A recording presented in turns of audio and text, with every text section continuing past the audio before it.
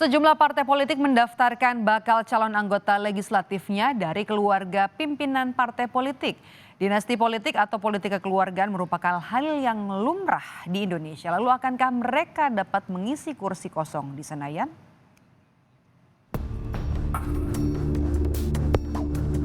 Riuh perbincangan di lini masa membahas sosok-sosok baru yang sebelumnya tak pernah tampil di kancah politik Indonesia.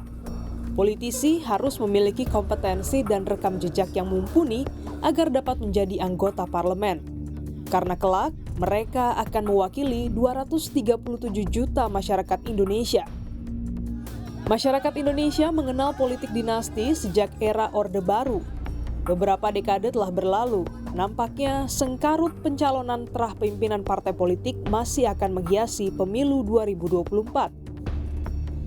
Partai Demokrasi Indonesia Perjuangan (PDIP) mendaftarkan Pinka Hapsari, anak Ketua DPP PDIP Puan Maharani, sebagai bakal calon legislatif atau bacalek. Pinka merupakan cucu Megawati. Partai Gerindra mengajukan Titi Soeharto yang merupakan anak Presiden Soeharto, yang juga mantan istri Ketua Umum Partai Gerindra Prabowo Subianto. Partai Golkar mencatatkan nama Atalia Praratya, istri Gubernur Jawa Barat, Ridwan Kamil sekaligus Wakil Ketua Umum Golkar. Adapun Partai Amanat Nasional mendaftarkan Putri Zulia Safitri yang merupakan putri Zulkifli Hasan, anak Ketua Umum PAN yang merupakan Menteri Perdagangan. Dan juga Partai Bulan Bintang mendaftarkan Yuri Kemal Fadlullah yang merupakan anak Ketua Umum PBB Yusril Iza Mahendra.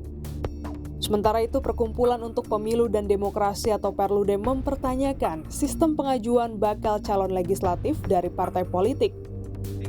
Tentu kita mesti cek bagaimana mekanisme di internal partai politik untuk menentukan keluarga-keluarga pejabat ini bisa dicalonkan sebagai anggota legislatif. Apakah memang mereka sudah menjadi kader partai politik dalam satu kurun waktu tertentu, atau mereka sudah menjalani proses seleksi di internal partai politik. Di lain pihak, pengamat politik UIN Syarif Hidayatullah, Adi Prayitno menilai partai politik tak segan menggunakan segala cara untuk menguasai kursi parlemen. Pada saat yang bersamaan kita juga tidak bisa menutup mata bahwa partai politik itu seringkali menggunakan jalan pintas untuk memenangkan pertarungan secara politik. Mereka tidak peduli rekrutmen, mereka tidak peduli dengan kaderisasi. Yang mereka bayangkan adalah setiap pemilu legislatif mampu menambah kursi. Hasil survei Lembaga Survei Indonesia yang menempatkan Dewan Perwakilan Rakyat dan partai politik di posisi 2 terbawah lembaga yang dipercaya publik. Para anggota dewan dianggap tak mewakili suara masyarakat. Sementara itu, sejumlah politikus senior bersilang pendapat mengenai politik kekerabatan pada pemilu 2024. Politikus PDIP menyatakan boleh saja asal mengikuti proses pengkaderan.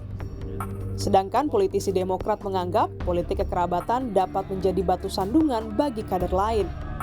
Kami menganggap bahwa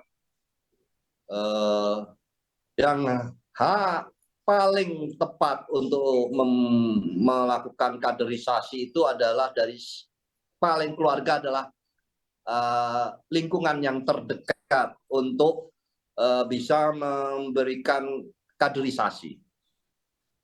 Jadi bagaimana seorang kader itu bisa dianggap kader benar kalau dia tidak bisa mengkader keluarganya sendiri. Kita dihadapkan pada persoalan fakta bahwa bertarung di lapangan itu butuh effort yang sangat tinggi, yang saya katakan tadi, bisa saja dengan pikiran, tenaga, dan juga melibatkan modal finansial yang tidak kecil gitu kan, dan juga modal jejaring yang juga sulit untuk dibangun.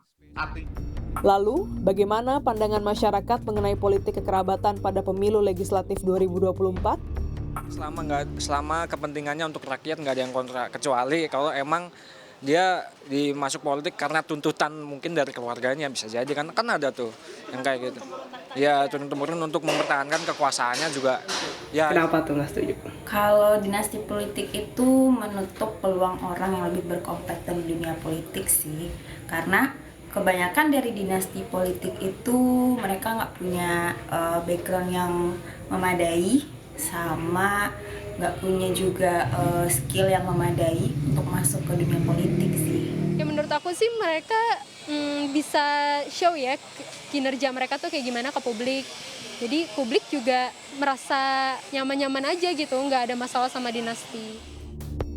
Berdasarkan hasil survei tim riset analitik Kompas Gramedia Media bersama dengan Litbang Kompas menunjukkan tingginya antusiasme kaum milenial dan generasi Z untuk mengikuti pemilu 2024. Sebanyak 86,7% menyatakan bersedia untuk berpartisipasi dalam pemilu.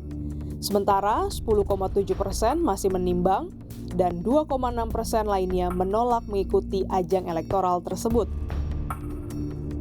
Setiap partai memiliki penilaian tersendiri untuk para kadernya berkontestasi di pesta demokrasi. Apakah dengan pencalonan kerabat petinggi parpol ini dapat meraih kursi sebanyak-banyaknya di parlemen? Apapun istilahnya, dinasti politik, politik kekerabatan, atau dompleng nama besar petinggi parpol, masyarakat semakin cerdas untuk menilai dan memilih calon wakil rakyat mana yang pantas membela aspirasi mereka dan bukan semata mewakili kepentingan kerabat ataupun partai politik. Namun, semuanya akan terbukti niskala mereka menjabat. Glenis Oktania, Renata Panggalo, Asri Gunawan, Kompas TV, Jakarta.